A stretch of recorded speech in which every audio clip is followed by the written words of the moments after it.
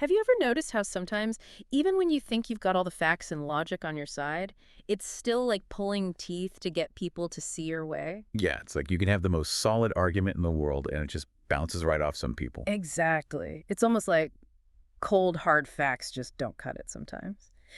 So, today, we're going to dive deep into why that happens as we explore Law 32, Play to People's Fantasies from the 48 Laws of Power. Ah, this is a good one. Robert Greene really hit the nail on the head with this one, didn't he? He really did. Essentially, he argues that people are way more attracted to a shiny, appealing fantasy than they are to the nitty-gritty realities of life, which, let's face it, can be kind of harsh. Yeah, for sure. So it's not about being all sneaky and deceptive, right? It's more about like recognizing the power of tapping into desires and dreams, those things we all have. Exactly. We all crave something a little more, something exciting, and that's what makes this law so powerful. I mean, why do we escape into movies or books or even just daydream? We want something, right? Mm. Some kind of meaning, escape, a little bit of hope, a sense of wonder, all those things that just daily life doesn't always give us.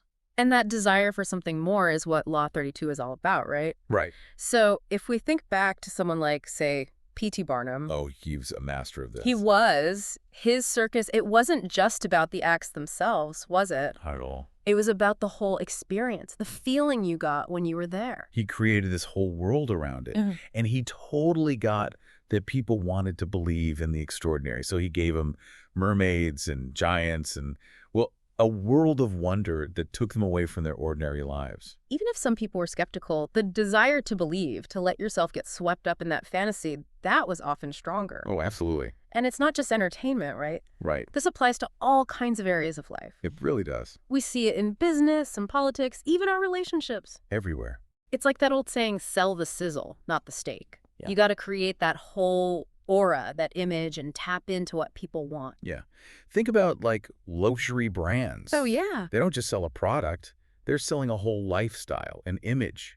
Like what comes to mind for me is a brand like Rolex. Perfect example. They've got this image, right? Success, achievement, exclusivity. And they reinforce that too. They use all these symbols, the crown, associating themselves with high-profile people and events. And people buy into it. It's really interesting. There's actually a psychological principle at play here. Oh, tell me more. It's called the halo effect. Basically, we tend to, without even realizing it, assign all these positive qualities to things that we see as like beautiful or prestigious. Ah, so it's not just a watch. Exactly. When you wear a Rolex, you're not just wearing a watch, you're wearing an aura of success. Mm. Even if, objectively, the watch itself may not be worth the crazy price tag. You're buying into the fantasy. You got it. It's a fantastic example of how this law works in the real world. And what's cool is that it can be used for good, too. Think of someone like Walt Disney. Oh, he was He was incredible. a master of creating these worlds of wonder and imagination. He understood the power of nostalgia, of childhood innocence, and of really tapping into that deep desire for happiness and escape. Totally. It wasn't just movies. He created whole worlds you could get lost in, where dreams could come true. And they resonated across generations. I mean, Disneyland, his animated films, they're timeless. It's amazing how those images and stories, they can stay with you your whole life. Right. And that's the thing about playing to fantasies. When it's done well, it can have a lasting impact. But of course, there's a flip side to this. We've got to be careful because this power can be misused. That's right. Fantasy, it can cross that line into manipulation, right? It can. And that's where things get a little bit more complicated. And we need to be aware of the potential downsides. It's happened so many times throughout history. Leaders making big promises they can't keep, cults preying on vulnerable people, scammers who exploit that desire for easy money. It makes you think about things like the whole cryptocurrency craze. Was that, in a way, a collective fantasy gone wrong? It definitely had elements of that. There was this shared dream, right? Quick wealth, financial freedom, that fueled everything in the beginning. And people were so caught up in it that they didn't see the risks or ignored the warnings from experts. That's the danger. When we get so pulled in by the fantasy, we can miss the reality. And that can have some serious consequences. So how do we protect ourselves? How do we even recognize when a fantasy is being used to take advantage of us? That's the key question, and it's something we're going to dig into more deeply as we continue this deep dive. We'll be looking at the ethical side of things, the warning signs, and even some ways to protect yourself from people who might use this law for their own benefit. Okay, so we've seen how powerful this idea of playing to people's fantasies can be, Absolutely. but how do we actually use it, Well, in real life, yeah, that's the effectively? million-dollar question, isn't it? And how do we do it ethically, Right. like without being manipulative? Yeah, without crossing that line, right? Okay. I think we got to start by remembering what we were talking about before, that yearning that people have for something more. We all have those things, desires, dreams, even fears that drive us. So step one is really understanding those desires, Yeah. both in ourselves and the people we want to, Exactly. influence or connect with or... Influence, persuade, whatever it is. Yeah. So yeah, what are they hoping for? What are their big anxieties? What are they scared of? Okay. Once you kind of have a grip on that, Mm-hmm. then you can start to, really craft a vision that speaks to them. So it's not just about like, here are the facts, here's the data. No. It's about, It's got to be more than that. yeah, telling a story that connects to Those deeper things, those emotional... emotions. One Absolutely. of the best ways to do that is through storytelling. Oh, yeah. Humans are just wired to connect with stories. For sure. They make information way more relatable, easier to remember. Totally. Think about, all the myths and legends that we have passed down for centuries. Yeah. They're all about conveying these big truths, values, Shape our meanings. through compelling narrative. And they tap into those, like you said, the fears and desires that we all share. Right, Well, exactly. that makes them so much more powerful. Well, the Greek myths. Oh, yeah. Heroes, Yeah. monsters, epic battles. Struggles that we can all relate to in some way. Right, mirroring the human experience. So how do we, use that in our own lives? Are there any practical Yeah. Are there things that we can... tips or tricks? Well, one really powerful technique Mm-hmm. is using symbols and metaphors. Okay. They kind of bypass our logical minds and speak right to our emotions. That's interesting. Because symbols really are everywhere when you think about it. They are? Like, national flags, Yeah. religious icons, Mhm. even brand logos. All of that, yeah. They're packed with meaning. They are. Like one simple symbol can evoke all these feelings and associations. So it adds Layers. layers Yeah. to your message. It makes it more powerful. Exactly. So it's not just what you say, Right. but how you say it. Yeah. The images you use, the feelings you evoke. It's about creating an experience. Okay. More than just information. Gotcha. And remember, the goal here is not to trick people or be manipulative. It's about inspiring them, offering something positive to believe in, Yeah. something to strive for. So it's about finding that balance Yeah. between fantasy and reality. It is. It's a delicate balance. You're not just creating illusions, you're finding those little nuggets of truth, those things that people actually want. Right. And, you kind of amplify them in a way that really connects. Yeah. It's a delicate dance, Yeah, but it's important. for sure. Now let's flip the script for a second. Okay.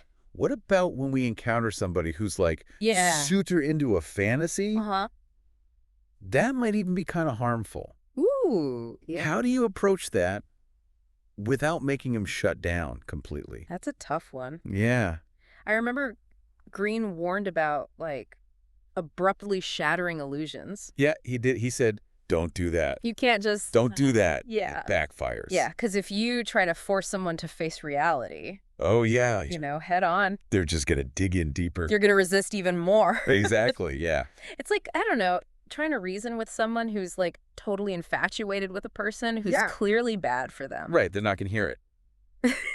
So you have to approach it with, Empathy. empathy and understanding. Instead of trying to, demolish their fantasy, you kind of want to gently introduce other perspectives. Okay. Plant those seeds of doubt. Encourage them to think critically, Uh-huh. but don't force them to confront the whole truth. All once, yeah. All at once, exactly. So it's more about nudging them in the right direction Yeah. than, Yanking them. ripping them away from Yeah, exactly. the Somewhere fantasy else. world. You might even try offering, a new fantasy, Okay. one that's more empowering. Gotcha. Remember, people crave meaning and hope. Right. If you take one away without giving them another. You're going to grab onto that old one even tighter. Exactly, yeah. So it's like redirecting that energy, It is. giving them something else to believe in that's maybe a little more aligned with, Yeah. reality, but still speaks to those needs. Yeah, that's the idea. Okay. It's tricky, but it's possible Yeah. to guide people away from those harmful illusions. Without being, confrontational. Right. Okay. So we've talked about the psychology and the ethics and Yeah. some of the techniques, The how-to. but I want to bring it to life a little bit Let's see for some more examples. Yeah, let's do it. And who better than Walt Disney Oh, perfect example. to illustrate this power of fantasy? He really understood it. Yeah. The enduring power of it, creating those worlds that transport us somewhere else. It wasn't just about escapism for him, though, was it? No, there was always a deeper message Yeah. woven into his stories. Yeah. Courage, kindness, perseverance. Yeah, those classics. Those timeless themes Yeah. that resonated with people because he was tapping into, you know, desires that we all have. Yeah. Love, adventure, happy endings. Mm. He was so good at creating worlds that were both magical and relatable. Uh-huh. Even as adults, we can still enjoy those stories. Yeah. It just shows that fantasy, when it's crafted with care and intention.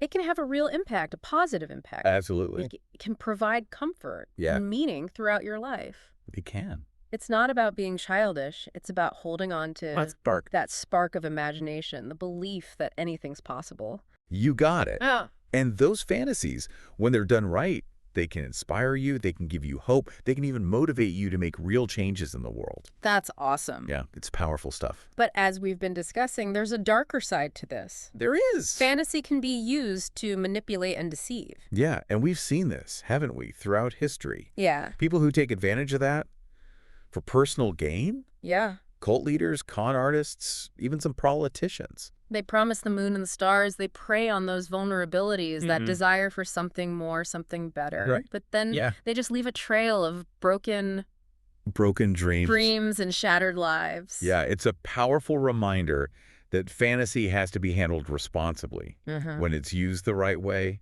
it can uplift you, it can inspire you. Yeah. But recklessly, it can be destructive. And sometimes, I mean, it can be hard to tell where that line is between inspiration and manipulation. It can be blurry for sure. Yeah. One example that comes to mind is Elizabeth Holmes and Theranos. Oh, yeah. She was selling this fantasy of completely changing healthcare with a simple blood test. Uh-huh. People thought she was a visionary. The next Steve Jobs, they called her. Right. Yeah. People loved her vision, her charisma. It felt like the future was here. Yeah. But it was all smoke and mirrors. It was. The technology didn't work. The promises were empty. Yeah. She built her whole empire on deception, Wow. taking advantage of people's hopes and fears, Yeah. just to benefit herself. It's a stark reminder that even those really appealing fantasies can be dangerous if they're not based in reality. They have to be grounded in something real. Yeah. Otherwise, it's just an illusion. So how do we, protect ourselves How do we not fall for it? from falling for those kinds of manipulations? Well, the key is to be a critical thinker. Okay. Don't just believe everything you hear. You got to question those assumptions. Right. Look for proof, support for the claims that are being made. Evidence. And if something sounds too good to be true, Mm-hmm. it probably is. That's good advice for pretty much everything in life, right? I think so, yeah. Not just Law 32. It applies across the board. Yeah. It's good life advice. Yeah. And in the end, I think it's about finding that sweet spot Yeah. between healthy skepticism and conscious optimism. Okay. We don't want to be cynical, Right. and shut ourselves off from all the cool possibilities. Yeah. But at the same time, we got to be smart, Be realistic. aware of the fact that people might be trying to mislead us. Okay. It's a balancing act. Thinking back to those luxury brands. Yeah. Are they Are they the bad guys? manipulated? Are they being sneaky? Or are they Or are they just brilliant marketers? Yeah, masters of marketing. That's the question. That's the question. And it's up to each of us to decide. Yeah. Think about it. Are we buying into those fantasies consciously? Right. Are we aware of it? Knowing that we're paying more for a certain image, Yeah. a certain feeling. Or are we just getting tricked Yeah. into thinking we need that stuff Yeah. to be happy, Right. to be successful? It's a tough one. Yeah. It's a complex issue. There's no easy answer. No. But I think the important thing is Awareness. awareness. To be aware of the game, to understand what's happening, Right. and to make our own choices. About which fantasies we want to Yeah. Which ones we're going to buy into. buy into, right? Exactly. Okay. Well said. So to wrap up this deep dive into Law 32, what's your big takeaway for our listeners? Well, I think the most important thing to remember is that this power of fantasy, it's a real thing. It is. And it's all around us. Yeah. It's in the things we watch, the things we buy, our relationships. Everywhere. It can be a force for good to get people inspired, motivated to create positive change. But it can also be used to mislead. Yeah. to manipulate, to take advantage. Mm. So the next time you hear a powerful message, a charismatic leader, see a product that says it's going to transform your life. Take a second Pause. and ask yourself, is this a real vision or is it just a really well-made fantasy? Yeah. Am I really thinking critically about all this? Yeah. Because when you understand what's going on, you have the power to make better choices. Knowledge is power. It is, And you can navigate this complex world. with more awareness, Yeah. which is always a good thing. That's a great note to end on. Yeah, I think so too. Remember, everyone, the power of fantasy is real. It is. Use it wisely. Absolutely. Thanks for joining us for this deep dive Thanks, everyone. into Law 32. See you next time. We'll see you next time. You know, through this whole discussion about Law 32, I keep thinking about how much it applies to politics. Oh, totally. Seems like pretty much every campaign uses it in some way. Oh, yeah. Politics is a textbook example of how Law 32 can be used to get people on board. It's not just about laying out your policies anymore. No, not at all. It's about telling a story, Yeah. creating this whole vision of the future that people can really buy into. And the language they use, hope, change, making your country great again. It's all about emotions, Yeah. appealing to that desire for something better. And it also plays on people's fears too, right? Absolutely. Like economic insecurity, Yeah. fear of the other, outsiders, Right. fear of losing what you have. It's powerful stuff. It is. It makes you wonder, can you even win an election these days without at least playing to people's fantasies a little bit? It's a good question. I mean, the most successful campaigns, they all seem to have that compelling story, the one that goes beyond just the facts and figures. Could people vote with their gut, Right. Yeah. how they feel about the candidate, It's all about the feels. more than just the cold, hard facts? Exactly. Emotions drive us.